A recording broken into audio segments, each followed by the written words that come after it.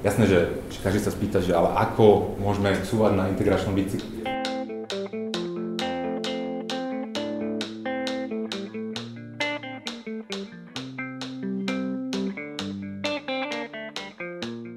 Ďakujem za slovo. Ja by som možno sa ešte trošku vrátil, lebo aj tie materiály, ktoré som čítal, aj vlastne tie reporty sú písané v rámci nejakého príbehu, ktorý sa považuje za pravdivý a všetci sme ho tu dnes akceptovali. Že teda mali sme menovú úniu, prišla kríza a tá kríza odhalila, že tá menová únia, že je chýba nejaká časť, tá fiškálna únia, a teraz všetci vieme, že by sme teda mali pokračovať v integrácii a mali by sme sa prehúpnúť do tej ďalšej rovnováhy, že teda centralizovať aj právomoci a nejakým spôsobom teda tie krajiny donútiť aj ich zodpovednosti. No a ja nesúhlasím už s týmto vychádzajúcim príbehom, čiže ako keby nemôžem sa zapojiť do tejto diskusie, že aké nástroje sú lepšie, aké sú horšie. A nesúhlasím s tým preto, že ono sa to dopredu vedelo, že teda monetárna únia tak, ako bola navrhovaná, asi nebude fungovať úplne optimálne.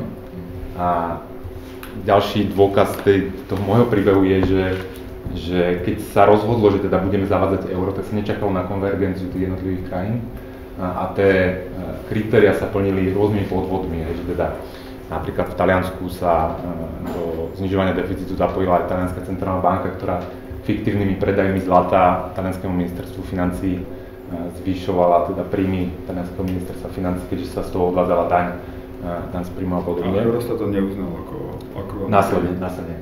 Dokonca Nemecko neplnilo deficitné kritérium, to si už takmer nikto nepamätá a sa to teda prehliadlo, že a to euro sa zaviedlo aj napriek tomu.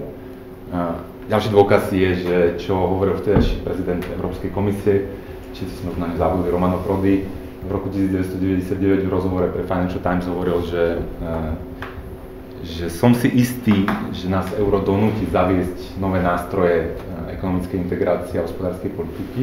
Tie sú ale v súčasnosti politicky nepriechodné, ale príde kríza a tá nás k tomu donúti. A tá kríza naozaj prišla, takže ja to nevnímam tak, že teda kríza niečo odhalila. Kríza prišla s tým, že odhalila to, čo sme všetci čakali, a teda všetci momentálne hovoríme, teda väčšina z nás hovorí o tom, že treba fiškálnu úniu, aby to bolo z dlhodobého hľadiska stabilné.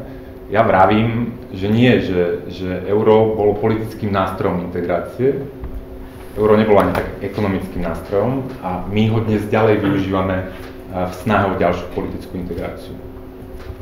Ja si nemyslím, že jedinou možnosťou dlhodobého fungovania menovej únie je aj fiškálna únia. Podľa mňa existuje naozaj tá iná rovnováha. Teda, že samostatné krajiny budú zdieľať jednu menu.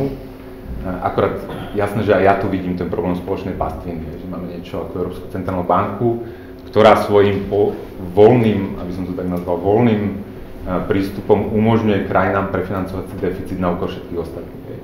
A teraz nemusíme to hovoriť úplne takto napriamo, že len programy SMP alebo OMT sú ľúbený program OMT, ale už len to, že Európska centrálna banka začne riešiť nejakú vzniknutú krízovú situáciu nejakým prísľubom, vedie k tomu, že teda tie jednotlivé členské krajiny sa financujú ľahšie, ako v prípade, keby tam tá Európska centrálna banka nebola.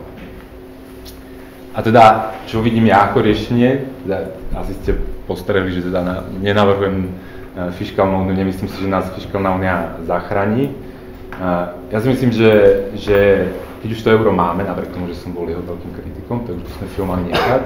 Akurát obávam sa, že z dlhodobého hľadiska neprežije, ak to nebude menová únia samostatných krajín, ktoré určite sami za seba.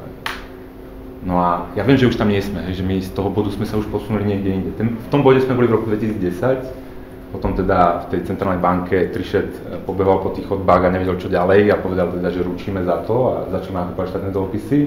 Čiže sme sa posunuli že na tej rozdvojke sme sa vybrali na jednu cestu, ale podľa mňa sa stále dá vrátiť. Jasné, že každý sa spýta, že ale ako môžeme cúvať na integračnom bicykli.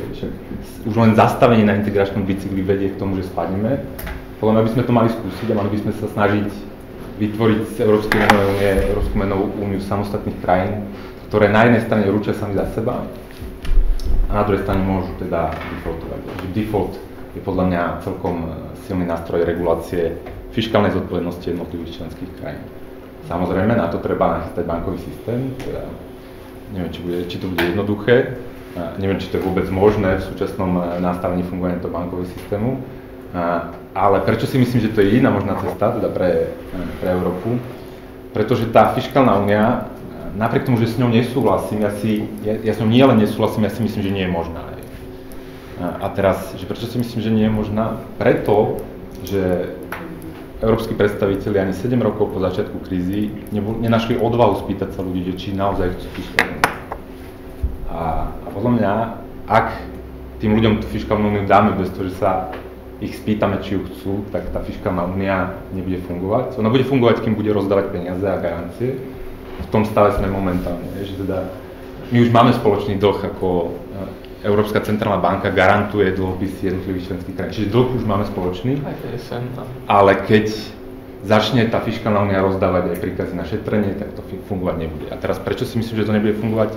No lebo ani krvou podpísaný fiškálny kompakt nebol záväzný pre niektoré krajiny. Nebudeme menovať Francúzsko, ale môžeme spomenúť aj Španielsko a uvidíme teda, kto sa ešte tam dostane. Takže to referendum o tom, že či chceme fiškálnu úniu, by pomohlo aj tej demokratickej legitimite, ale podľa mňa sa neudeje práve preto, že tá Európska únia je vedená ako elitistický projekt. Že my sme si niečo vymysleli, my elity, a tých ľudí nejak do toho manevrujeme.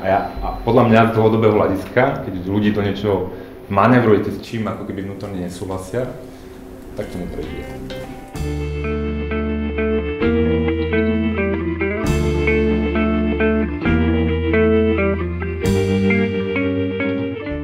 Akože teraz, že prečo volia ľudia extrém. Do toho by som sa nepúšťal, ja som iba ekonóm. Ja som iba ekonóm, ale potom nechoďte do politiky. Keď ste iba ekonóm, lebo teraz ste do nej išli a teraz tak ste z nej zase vycovali. Nie, ja vysvetľujem prečo, aj napriek tomu, že vám môžem držať palce v budovaní fiškálnej únie, si nemyslím, že to bude úspešné.